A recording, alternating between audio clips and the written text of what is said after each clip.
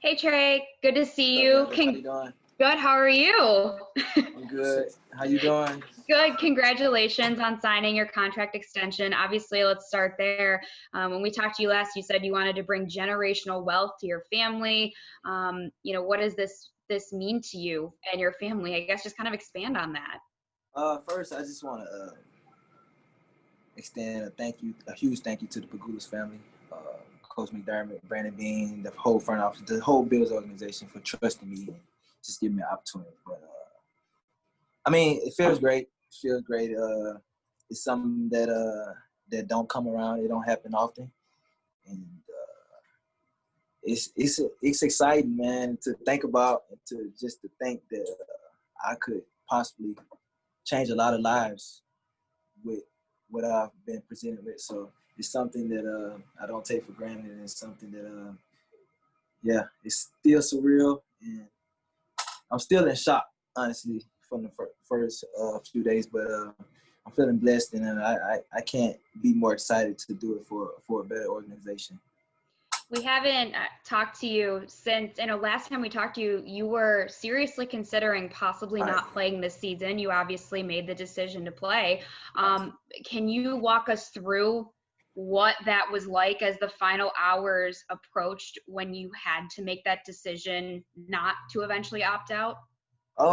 Pretty much it was the whole process from when I got here to Buffalo. That was something that my family and we talked about from the start. I was just like, I'm going to go up and just see how the protocols go, how everything's going, how the testing go, like how consistent and how 100% accurate things are going to be. But honestly, I felt comfortable with how the protocols and things were going with the daily testing and things like that, and how, the social distancing stuff in the building with how they just set everything up. Just certain people can go certain places. So I honestly felt comfortable there, and to do it through a whole season, I feel like that the plan that we have in place here, I feel like that it definitely could work, and it was a safe route for me to go. Thanks, Trey. Congratulations once again. Yeah, thank you. Hey, Trey, congrats on the extension. So pumped for you. That is awesome. Appreciate it, Maddie. Thank you. When you just think about what you've done for the market for corners and what you've done in Buffalo as a whole, just reflecting back to when you first got into football, what does that moment mean to you? Have you taken the time to reflect on just how far you have come as a corner in the NFL? Honestly, since I've been playing, Maddie, I've never just for a second just sat back and just looked back at everything that I was able to accomplish and do. I didn't really do that until I talked to my dad on Saturday before I signed, and that's when the emotions just came out. I just was talking to him. I was just reflecting. I was like, Dad, like, I never in my life imagined, because I've always been trying to get better, just consistently working on my craft to get better. But I said, Dad, I never for once just sat down and just thought and looked at all the things that I've been able to accomplish with the help of so many people just from the start, from when I started playing sports. But I was just like, I never took the time to reflect. And I was like, Dad, like, I really, at the age of 25, and after only 3 years of playing in the league, that I said, Dad, like, no matter what, like, however long it lasts, I said, I can honestly say that we were the highest paid cornerback in NFL history for a moment. No matter what, however long it lasts or whatever it does, like, I could say that I legitimately was the highest paid guy in my position at a point in my career. So that's something that is very, very emotional time. It's something that I just can't put into words, but I know that with everything that I've put into my craft and everything that I've put into myself and all the sacrifices that my family made, that yeah. Definitely well deserved. What were the emotions like sharing that with your teammates though when you got to share the news with them? I mean, I was bullied. You know, those guys bullied me. I mean, they was extremely happy for me. But yeah, I mean, just the guys that we have in the locker room, no matter what, we stick together and we're legit, genuinely happy for each other when each other. It don't matter if we make a play on the field or a guy's getting compensated for what he's done on the field. You could tell that the guys really genuinely care about each other. Congrats again, Tre. Thank you. And Maddie, I'm not gonna let you get away with it. You just got me emotional on camera. I'm not gonna let you get away with that. All right, you can do it to me next time. I appreciate it. Take away Tre, Mookie Hawkins, Waffle Sports 1080, man. Congratulations. I appreciate it. Appreciate it. You know, obviously you've done two things in your life that a lot of people don't get the experience to do. You know, so, you know, just walk us through, you know, since we all chimed in and emotional and things, what were the emotions for you on being drafted compared to signing this big contract? Honestly, I mean, just since I've put all my eggs into football, once I signed with LSU, I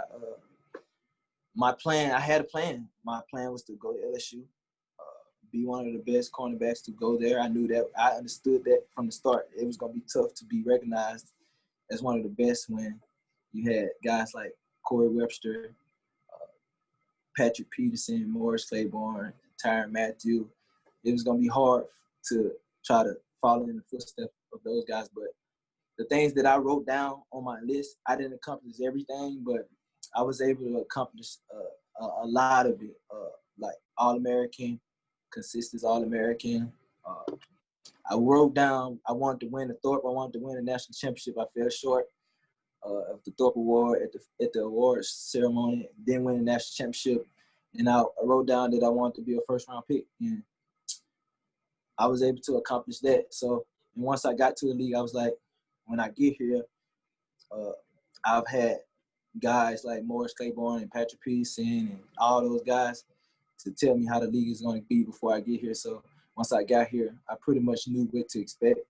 I just continued to work and do the things that got me here. And, I mean, honestly, I wrote down, too, I wanted to get into my next deal. Like, I just didn't want to go into the NFL and say, yeah, I played in the NFL. I wanted to actually get here and, you know, cement my name into something. And honestly, I wanted to do the next deal, and I achieved that. So now it's just being consistent and continue to try to get better each and every day, which, you know, I've been working extremely hard to do. And now, as I go into practice and things, when we practice in the stadium, I look around and I don't see a number 27 on the Wall of Fame. So why not be the first 27 to be up there? Why can't I be that guy? So yeah, I got a ways to go. So that's next on my bucket list. So if I could do that and win a Super Bowl for Buffalo with my teammates, and then to go out and be remembered as one of the best cornerbacks in Bill history, and be one of the best cornerbacks in NFL history, I feel like that I've done a great job. So until then, I'm still working, man. I got a long ways to go. So yeah, my journey's not over. Absolutely, man. We know it. You got to be a dog to wear number 18 at LSU. We all know that. You know what I mean? Oh, So, yeah. Just quickly timing in, just getting right into it. New York Jets basically thought about you when they drafted Denzel Mims, basically. So, you know, every receiver is different. You didn't play every receiver up to this point. What's the difference between playing a rookie standout than a veteran number one guy?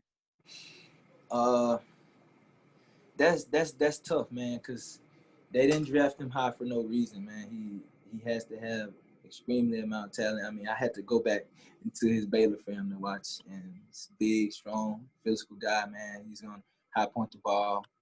So a guy like me, a shorter guy, I mean, it's gonna be a tough day. So hopefully the pandemic played a part in some things that he wasn't able to get no timing down with the quarterback. Hopefully that's the thing, but yeah, it's gonna be a tough time, man. He's a big, strong, fast receiver. So I'm pretty much gonna need some help too. So it's not gonna be a one-on-one matchup. It's not gonna be that. All right, man. Hey, congrats and wishing you nothing but the best, man. All right, appreciate it. Hey, Trey, John Worrell, AP. How you doing? Not bad. Yourself? Yeah, I'm doing great. Good. Congratulations. Thank you. So what happens to the goalie academy? Now we still pushing it. We still gonna push it. You're not going to put it on hold? Nah, I can't. I have a very, very, very diverse demographic that that I'm entertaining. So I have to keep all the people happy. So yeah, I'm gonna keep that going. Speaking of, on a more serious note, speaking of your dad, I remember talking to him on the day after you were drafted and you guys arrived here, and he was so proud of you. And he recalls how, he's very humble. As my son got older, just the way he carried himself, and he wanted to be a better father, a better person, just the way he carries himself. He's definitely a motivator. Can you reflect back to that day you and your dad were here and your family were here on 2017, and you talked about being motivated, wanting to get out of your neighborhood just to get to somewhere, and where you are now? I mean, I definitely remember that day. Remember doing a press conference. I remember coming in, meeting all the guys. I remember meeting 2 fans in the parking lot. So I remember that day. But my dad, man, he's been crying for the last 2 days, and I've been the same way. I really just can't put into words how thankful and how blessed and that I am to be in this position, man. I never would have thought. I mean, just grinding my whole life and continues to working out and doing all hell of workouts and going to camp. My dad taking me to camps after he's crazy tired. He's driving from Dallas to pick me up in Shreveport to take me back to Texas, to Houston, to a camp. All those things came into my mind when I was able to finally call my parents on three-way, and I told them, I was like, I never told you guys this after I got drafted, but I can finally say that we did it. And once I told my dad and my mom that, it was a whole load that was lifted off my shoulders, because I knew that I could retire my parents and they'll never have to worry about anything. So that's the emotion that I'm feeling, man, and I can't put into words, because I have a lot of people and a lot of family members that I could change their lives, and that's what I plan to do, because I wasn't put in this position for no reason. I wasn't put in this position to do it for myself, to just reap all the benefits for myself, to think that I'm bigger than anybody else, or I was put in this position to spread the love and spread everything that I'm being blessed with. I was put in this position to help people out where I'm from, to better the resources that they have, and to give them the resources to be successful. And I plan to do so, because like I said before, like I told you guys like a month ago, it's a lot of people in my family that are hurting. So I plan to lighten that burden on them, and we're gonna do it together. So with this contract, it's not about me, because I've been good off the first one, but this is about people that I love and I really genuinely care about, and being able to provide opportunities for them that if I wasn't in this position, it wasn't gonna happen for nobody in my family, nobody. So I'm able to do that now. Because you never thought you'd get out of Shreveport at some point. Honestly, John, when I was playing high school sports, I thought I was going to Grambling. I thought I was going to go to Grambling and play and do whatever. But fortunately, my junior year, my head coach on my football team, he put me at quarterback, and I was able to showcase my God-given abilities, and that's when LSU and a lot of schools start to call, because I was able to just show what I could do on a every down basis. And if without that switch, I don't think that I'm playing SEC football. My high school, I won in 4 years. I won 11 games. So it just goes to show you that it don't matter where you go, don't matter the school or the competition level you playing at. If you can play ball, the right people are gonna find you. So that was my whole mindset, because coming out of middle school, I was getting recruited to go to these academies, these private schools, but I had a bigger mindset. I wanted to.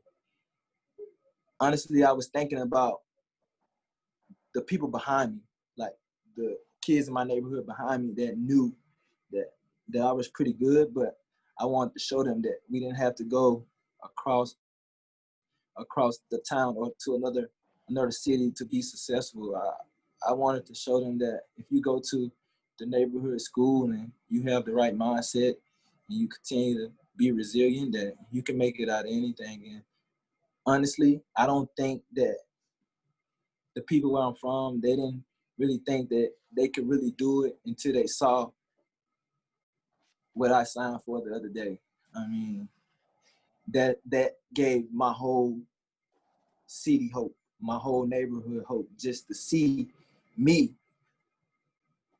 the same guy that they've seen play park ball, play Pop Warner, travel AAU basketball, and them knowing me personally, to see me do it, and to say that a person from my high school is in the NFL and he's doing it the way it's supposed to be done. I think that those kids where I'm from, I think that they can see that and be very motivated to do better in school, to work harder if they're playing extracurricular activity, to work harder at it, at their craft or whatever. It's just, I wanted to be the person to give hope, man, and I believe that, and I really hope that they see me and they see that they can really do it. Congrats. Thanks. I appreciate it. Hey, Trey, John Scott, fantastically powerful stuff here. I appreciate it, John. Follow off of John's question and say, what is it like carrying that burden to be that beacon of hope for your hometown? Honestly, I believe, like I said earlier, that's why I was placed in this position. I never for once felt like I was being overloaded or anything. I felt like that God put me here to do this, to do this way. Like, this was my path. A lot of guys go to college. Like I said, I wanted my whole thing. I wanted to be a motivating factor for kids where I'm from. So when they saw me, I think a big step in me motivating kids and being that guy that they look to is once I decided to come back my senior year in college. A lot of people in my community, they was like, they don't understand why I did it. Like, he got the opportunity to go to the NFL, get drafted in the first 2 rounds, and but my mindset was so much bigger than just football and money and just going into something. Honestly, I was like, I mean, I can go back. I can be the first in my family to graduate. I can enjoy my season with my best friends, and I can just be a kid and just don't worry about anything, and enjoy life. And that was the best year of my life. I played the best football in my life that year. So I feel like that was the factor that they was like, yeah, Tre White, he's different.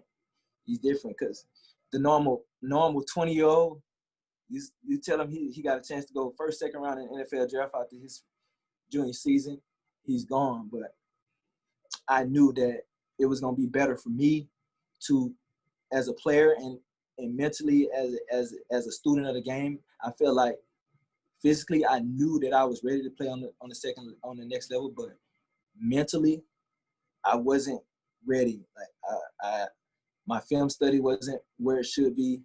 My attention to detail wasn't what it should be, and I just felt like I wasn't accomplished enough to leave. So I stayed, and I was able to. Once those kids saw that, man, I was thinking about my neighborhood when I was making this. I was like, man, if they see, they be like, yeah, that's what it's all about money. Like, no, get your education, man, because no matter what, when this football stuff is over with, I can always say that I'm a college grad, which, you know, and one of the first in my family to do it. So I was thinking about stuff like that, man. It's so big, so much bigger than just playing a game. And I think that my whole message was I wanted to break a cycle, man, that of what kids thought and the mindset of what they thought, what they should be thinking about, what life should be about. And you've played with a chip and feel like you've been overlooked, as early as, not, being later in the first round. You've reached the pinnacle now as the highest paid cornerback in NFL history. Where do you find your motivation now? Like I said, why not be the best 27 to put on the red, white, and blue for the Buffalo Bills? Why not be on the first team to win a Super Bowl for the Buffalo Bills? I have a lot. I've accomplished a lot in my short career, but I have a lot of more things that I feel like need to be done before I just hang them up. So I got win a Super Bowl. I got to put that 27 in Bill Stadium, and just continue to just be the person that I am, and continue to work and continue to motivate people and just treat people with respect and continue to just just be a great citizen in the world and be a great dad. So I think that if I continue to do all the right things and take it one day at a time, that it'll all work out. Appreciate it, Tre. Congratulations. Thank you. Hey, Tre, Matt Perino here. Thanks for taking the time. Truly inspirational stuff, man. Thank you so much for sharing it all. Appreciate it. Thank you. So you talked a little bit about the family interactions, and I saw Jamal Adams tweeted out a congratulatory tweet. What have been, what's been the feedback from your peers, because you've developed quite the reputation and you're pretty well liked around the league? I mean, it's just all been positive. Jamal and I, we talk on a daily, so it's all authentic there. So, but it's all been positive, man, and you guys know that I'm just laid back. I'm not trying to, but it's been to say the least, man. It's been a whirlwind and it's a roller coaster. But this is what I work for. I want to be in this position, and the day finally came, and it still feels surreal, and I'm in shock. But I'm blessed. I'm feeling blessed, but it's behind me now. I want to focus on the Jets and try to have the best season yet. That was a quick follow-up, because Brandon said he wanted this to get done to take the pressure off your shoulders and let you play free. What version of Tre'Davious White is stepping on the field this Sunday? The same guy since I've been here for the last 3 years, man. Just a guy that's wanted to be the best at his position, a guy that's want to win for his team and be in a critical situation, want to make the critical plays for the team when they come my way. So it's the same guy that's going to be on that field, competitive guy, and just a winner, have a winning mindset all the time. And I'm going to continue to just be myself. And I feel like just being myself is just enough. Thanks, Tre. I appreciate it. Jenna Cottrell in Rochester. Congratulations. Thank you, Jenna. Quick question. We talked to Sean earlier today, and he talked about the importance of drafting, developing, and then re-signing his guys. And obviously, with your talent and ability every team would love to be able to sign you. What went into your decision to wanting to stay, this amount of time with the Bills and re-sign here? Honestly, I mean, this is all I know, and I'm very comfortable here, and with being in the scheme and around my teammates, and my kids are comfortable. Like, my family is comfortable here. Like, we love to be here, so it's just like, why not? And I had the opportunity to do it with the team that drafted me, and then I'm in a very, very, very I'm in a very great situation. We have a great team. We have a great young team. We're just gonna continue to get better. Young quarterback, a young middle linebacker, a young defensive tackle, then myself and Dion from my draft class and Matt. I mean, we have a special group, and you could tell like we love to compete against each other. Like, I didn't want to possibly go somewhere else where I have to start all the way over. Gotta move, gotta, reacquaint myself, learn a new defense, just get settled with everything. Like, Buffalo is right for me. This is the place for me. So, I mean, it's a blue-collar town. I'm a blue-collar guy. I don't need all the lights. This is where I'm at. This is Buffalo. Like, that's me. That fits me. Like, it don't bother me that our team don't get as much publicity as we think we should, as we know we should, because we have a great group of guys. But that don't bother me that we don't get the accolades that we should because of where we are. But we have guys that are willing to work, and we have a team that loves each other, guys that genuinely care about each other, and guys that hang out with each other outside of the building. So that type of thing, we have a winning mindset here too. Everything is set. So I feel like to be here for the long haul was the right fit for me. Awesome. Appreciate the time. Thank you. I appreciate it. Can I introduce him? Yeah. Oh, y'all want to talk to Jared Hughes? Jared come. Not on my fantasy draft. He drafting fantasy football players.